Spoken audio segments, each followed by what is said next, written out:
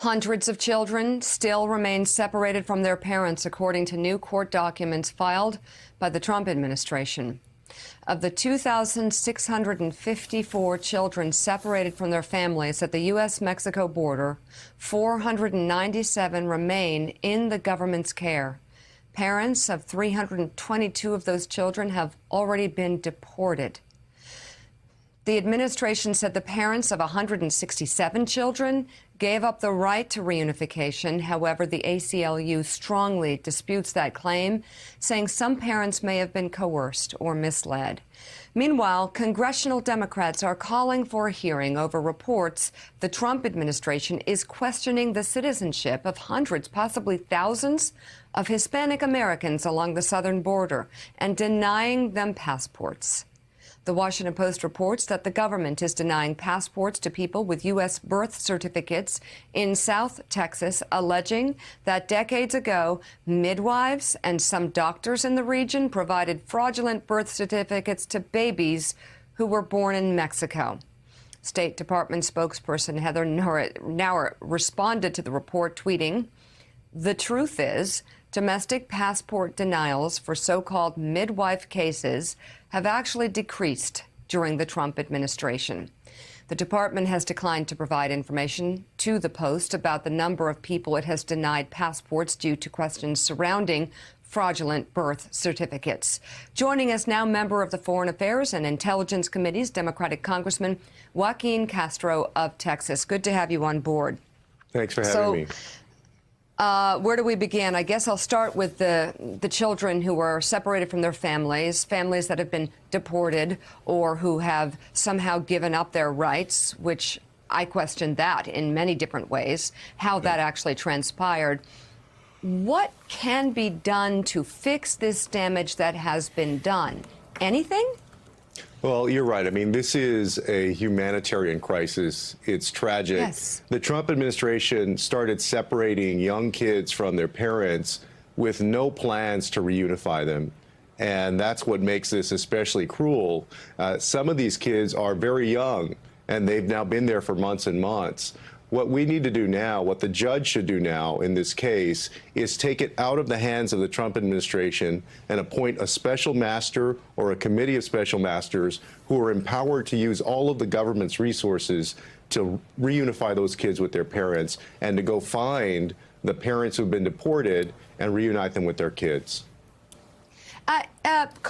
Can the president do something like that? Can he appoint somebody and a committee to try and, I mean, this is going to be a very difficult task to try and reunite these children. Or the president could appoint essentially what amounts to a special master. But the problem is, as we've seen, the president, this is just not a priority for him.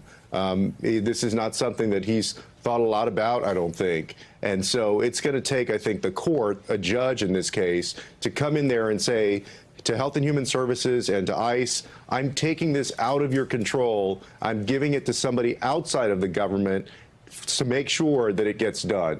That, I think, is the best course of action at this point. And then what do you make of these reports about the passports being denied? Has this been happening in the past? Is there a legitimate reason for it, the midwife cases? Or is this more of the Trump administration cracking down in a way that no presidency has seen? Well, the reason that the Washington Post story that came out, I think, 2 days ago was so troubling is because, look, of course, the president and his administration have gone after undocumented immigrants, including dreamers who have been here a long time, but also have gone after legal residents and trying to limit the number of legal residents in the United States. And then there was reporting over the last year about Stephen Miller trying to form a group of people to go scrub the citizenship records and applications of naturalized citizens. So when the Washington Post report comes out saying that the Trump administration is now denying the full rights of citizenship, including passports, to Hispanics in South Texas, of course it's going to raise alarms. I heard the quote that the State Department gave That's not exactly what they told our office yesterday. They couldn't give us specific numbers on how many people have been affected. And yes, this has been a problem in the past. In the 1950s, there was an operation called Operation Wetback that rounded up a bunch of Mexican nationals who had been brought here to be part of the labor force in the 1940s and 50s. But in that roundup, there were a lot of Americans, Mexican Americans, who were caught up in that and summarily deported. It was also a problem later, so much so that in 2009, the Obama administration actually tried to stop the practice of denying these passports, and it looks like the Trump administration may be starting it up again. Yeah, the Post reports, Congressman, that both George W. Bush and Barack Obama did deny passports, some of these midwife passports. I want to ask you more broadly, though, Congressman, how the issue of immigration and the Trump administration's approach to it is playing in the state of Texas. There's a big Senate race there between Beto O'Rourke and Ted Cruz, probably a little tighter than Ted Cruz hoped it would be or would like it to be. How big a deal is immigration and this administration's stance on immigration in that race and in your state? I think it's playing a big role. And many Texans, most Texans, are dissatisfied with the Trump administration's position on immigration. And they're dissatisfied with Ted Cruz because Ted Cruz won't stand up to Donald Trump, even though time after time, not only on the issue of immigration, but also on NAFTA and on other issues, Donald Trump has done things that are hurting the state of Texas. Congressman, it's Jonathan Lemire. I mean, how closely, what do you think about the children being separated? Let's go back to that for a moment. This has become, in many people's estimation, sort of a defining moral crisis of this administration.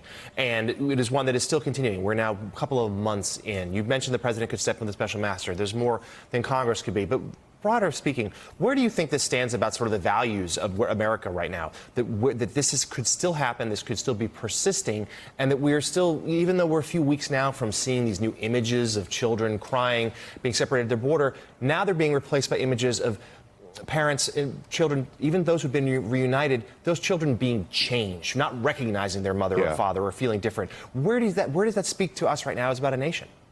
Well, I mean, y'all know that the news cycle moves so fast now, but this story was on the news for about 6 weeks straight, which is remarkable in this era to be able to do that and to capture the nation's attention. And I think when most Americans saw what happened and the separation, especially of young kids, I went to two of these facilities and saw an 8-month-old baby, a boy, and a 1-year-old girl that were there without any family members, with no parents present. And I think people's reaction was, this is not America. This is not who we are, or shouldn't be who we are and what we stand for. And the challenge now is to make sure that those remaining kids that have been separated from their parents get reunited. But another challenge is, like I said, the media cycle moves so fast and there's so many legitimately important stories that come up, but we can't let this go. We can't allow 500 people, 500 kids to be permanently separated from their parents just because those parents were seeking asylum or were so desperate they felt that they needed to leave their home country to seek a better life and to protect themselves. All right, Congressman Joaquin Castro joining us this morning from San Antonio. Thanks for your time, Congressman. We appreciate it. Thank you. We've got much more ahead this morning on Morning Joe, and some fun video for you as we go to break. A look at British Prime Minister Theresa May throwing down some dance moves yesterday in Kenya on a 3-day trip aimed at boosting Britain's trade with that country. Oh, boy, she really is getting down. This really, though, just an excuse for us to show President Bush. Yes. The members of a West African dance company in the Rose Garden in 2007. I don't think we'll see President Trump dancing like this in any sort of fashion. Somehow, and working the drums as well. Don't forget that. Morning Joe's coming right back. Thanks for checking out MSNBC on YouTube, and make sure you subscribe to stay up to date on the day's biggest stories. And you can click on any of the videos around us to watch more from Morning Joe and MSNBC. Thanks so much for watching.